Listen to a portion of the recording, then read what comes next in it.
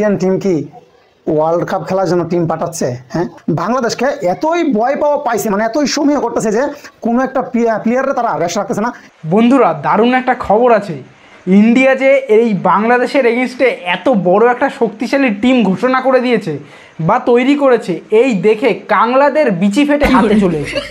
হ্যাঁ, ঠিকই শুনেছো তোমরা, বিশ্বাস করো আর ছাই না করো, এটাই সত্যি। এবং তা সুদে আসলে আজ প্রমাণ দিয়ে দেবো আমার ভিডিওতে যে বাংলাদেশের প্রত্যেকটা মানুষ কিভাবে ভয় পেয়ে আছে। ইন্ডিয়ার সাথে যে খেলতে নামবে বাংলাদেশ, তাতে গোহারান না হেরে যায়। আর সবথেকে বড় কথা হলো, বিরাট কোহলি আর জাসপ্রীত বুমরাকে টেস্ট সিরিজে দেখে বাংলাদেশের এগেইনস্টে বাংলাদেশের মানুষ তো ভাই এখন পুরো পদে লঙ্কা ঝুলছে ওদের একেবারে। কারণ ওরা একেবারেই আশা করেনি টেস্ট সিরিজেও জাসপ্রীত বুমরা আর বিরাট কোহলিকে নামানো হবে, তাও আবার বাংলাদেশের এগেইনস্টে। তো চলো বন্ধুরা, এক এক করে সব কাংলাদের বক্তব্য আজ শুনে নেব এবং তার সঠিক উত্তর দেব। ছোটোবেলা থেকে দেখে আসতেছি, ছোটোবেলা থেকে যা দেখে আসতেছি, বাংলাদেশের সাথে খেলা মানেই বিরাট কোহলি ড্রপ, বিরাট কোহলি বিশ্রামে। আরে পাগল, তোরা এটা বুঝিস না? বিরাট কোহলি হচ্ছে পুরো বাংলাদেশের বাবা, মানে অল ওভার বাংলাদেশের বাবা। তা বাবাকে ছাড়া কখনো টেস্ট সিরিজ আয়োজিত হয়? বাংলাদেশকে এতই ভয় পাওয়া পাইছে, মানে এতই সমীহ করতেছে যে কোনো একটা প্লেয়ারে তারা রেস্ট রাখতেছে না। ইঁদুরের গর্তে যে প্লেয়ারগুলো ঢুকেছিল ওইগুলোরও বের করতেছে, বাবা তোমরা আসো বাংলাদেশের সাথে টেস্ট ম্যাচ খেলো, আমাদের মান সম্মান রক্ষা করো। আরে বাংলাদেশকে ভয় পায়নি রে, বাংলাদেশ যাতে খেলার ময়দান থেকে নিজেদের জাঙ্গিয়া গুটিয়ে দৌড় মারে বা লুঙ্গি গুটিয়ে দৌড় মারে, যেটাই বলিস না কেন তোরা, তার জন্যই আমাদের টিম ইন্ডিয়া এই টেকনিকটা অ্যাপ্লাই করেছে। তাই তোরা এবার একটু সাবধানে থাকিস, তোদের জাঙ্গিয়াটা না আবার খুলে পড়ে যায়। টিম ইন্ডিয়া দেখেন তারা কি স্কোয়াড ঘোষণা করলো, দেখেন তারা কি স্কোয়াড ঘোষণা করলো রে ভাই। হ্যাঁ, তাহলে তোরা সত্যি কথা বলে দে, তোরা মানে ইনডিরেক্টলি কথাটা বলছিস কেন যে ইন্ডিয়া বাংলাদেশকে ভয় পেয়ে একটা শক্তিশালী টিম ঘোষণা করেছে? তোরা সত্যি কথাটা বলে দে ডিরেক্টলি যে তোদের এই টিম দেখে মানে তোদের চিবি ফেটে হাতে চলে এসেছে। কারণ ইন্ডিয়া কি টিম তৈরি করবে সেটা সম্পূর্ণ তাদের ব্যাপার। সে ইন্ডিয়ার ডি টিম থেকে প্লেয়ার আনবে না ইন্ডিয়ার এ মানে সর্বোচ্চ টিম থেকে প্লেয়ার আনবে, সেটা সম্পূর্ণ তাদের ব্যাপার। তোদের তো কেউ অধিকার দেয়নি এই ব্যাপার।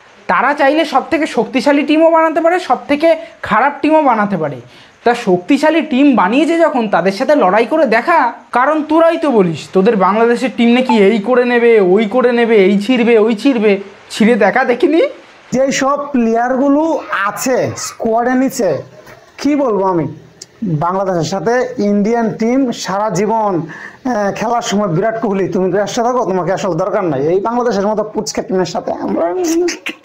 কিন্তু এখন দেখেন, দেখ ইন্ডিয়ার ক্রিকেট বোর্ড কিন্তু তোদের বাংলাদেশের ক্রিকেট বোর্ডের মতো অত বলদ না। তারা প্রতিবারই এক প্লেয়ার দিয়ে খেলাবে না, কারণ তারা জানে আগামী দিনে ওয়ার্ল্ড কাপ আসছে, 2027 ওয়ার্ল্ড কাপ আসছে। সেই ওয়ার্ল্ড কাপের জন্য একটা পারফেক্ট একটা যাতে টিম তৈরি হয় 11 জন প্লেয়ারের মধ্যে, 11 জন প্লেয়ারের মধ্যে যেন একটা মানে একটা সম্পর্ক গঠন হয়, তারা এই চিন্তাটা করে এদেরকে সবাইকে মাঠে নামাচ্ছে, যাতে এরা ভালো একটা পারফর্ম করে নিজেদের মধ্যে সুসম্পর্ক গড়ে তুলতে পারে এবং পরবর্তীকালে যে টেস্ট চ্যাম্পিয়নশিপ ওয়ার্ল্ড কাপ আসছে তাতে এরা ভালো প্রদর্শন করতে পারে। ইন্ডিয়ান ক্রিকেট বোর্ড যদি সেম কাজটাই আবার রিটেন করতো, যে জাসপ্রীত বুমরা আর বিরাট কোহলিকে এখন রেস্টে রাখতো, তাহলে কিন্তু তাদের সেই প্র্যাকটিসটা হতো না, যেই প্র্যাকটিসটা আগামী টেস্ট চ্যাম্পিয়নশিপ ওয়ার্ল্ড কাপের সময় কাজে দেবে তাদের।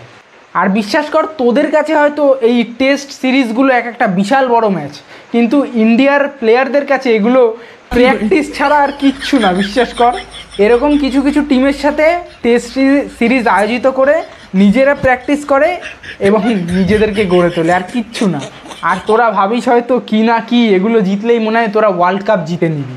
আর সবথেকে বড় কথা হলো, এটা বলে দে তুই যে ইন্ডিয়ার এই শক্তিশালী টিম দেখে তোদের ভয় লাগছে সবার। তো যাই হোক বন্ধুরা, এরপর বাংলাদেশের আর এক কাংলা তার বক্তব্য দিয়েছে, তো সেটা শুনে নেবো চলো। বাংলাদেশের বিপক্ষে 2 ম্যাচ টেস্ট সিরিজের জন্য ভারতের স্কোয়াড ঘোষণা করছে, একমাত্র শক্তিশালী স্কোয়াড ঘোষণা করছে, কারণ তারা বাংলাদেশে এখন বর্তমানে মানে ভয় পাইতে আছে, বুঝছেন? আরে বাবা, আমি তো এটাই বুঝে পাচ্ছি না তোদের এত সমস্যা কোথায় বলতো। ইন্ডিয়ান ক্রিকেট বোর্ড তাদের ইচ্ছা মতো প্লেয়ার সাজিয়েছে, একটা শক্তিশালী টিম গঠন করেছে, তাতে তোদের এত ফাটছে কেন? এই টিমের সাথে সিরিজ জিতলে তাহলে তো তোদেরই লাভ, তাহলে এত বগর বগর করছিস কেন? লাভটা কোথায়? তাহলে তোদের একটা নাম হবে যে না, বাংলাদেশের ক্রিকেট টিম একটা শক্তিশালী ইন্ডিয়ান টিমের সাথে জিততে পেরেছে। আর যদি ইন্ডিয়া একটা লড়বড়ে টিম গঠন করত, যদি ইন্ডিয়া হেরেও যেত, তাহলে কি নাম হতো জানিস? যে ইন্ডিয়ার এত লড়বড়ে টিম ছিল তাই হেরে গেছে। আর এখানে তো সেই নামটা হবে না, এখানে তোদের নাম হবে যে বাংলাদেশের টিম যদি জিততে পারে তাহলে বাংলাদেশের নাম হবে যে ইন্ডিয়ার একটা শক্তিশালী টিমের সাথে পারফর্ম করে তাদের এগেনস্টে খেলে তাদের কাছ থেকে ট্রফি এনেছে। যাই হোক, দেখা যাক কাংলা, তোর ওই গোবর ভরা মাথায় আর কি কি বুদ্ধি ঢুকে আছে, দেখা যাক।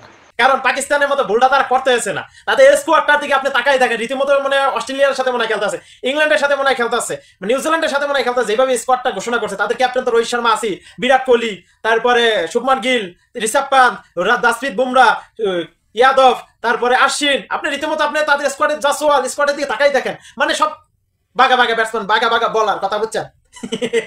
ভারত মানে হারার ভয়ে তারা শক্তিশালী স্কোয়াডটাই ঘোষণা করছে বাংলাদেশের বিপক্ষে।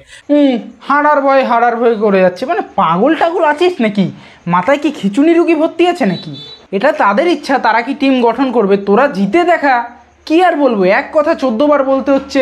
আগে যেই কাংলার কথা শুনলে তোমরা, এই কাংলাও ঠিক একই বক্তব্য দিয়েছে, তাই শুনিয়ে কোনো লাভ নেই। আসলে কি বলতো বন্ধুরা, কাংলাদের বুদ্ধি তো ওই কাংলাবাসীর মতনই হবে। ওদের বুদ্ধির কোনো আগা আর গোড়া খুঁজে পারবা না, মানে কোথায় শুরু কোথায় শেষ কিচ্ছু বুঝতে পারবা না।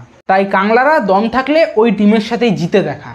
তো যাই হোক বন্ধুরা, আজ কিন্তু কাংলাদেশ সম্পর্কে ভিডিও এই অবধিই ছিল। কেমন লেগেছে অবশ্যই কমেন্ট বক্স খোলা আছে, সেখানে কিন্তু সবাই নিজেদের বক্তব্য জানিয়ে যেও।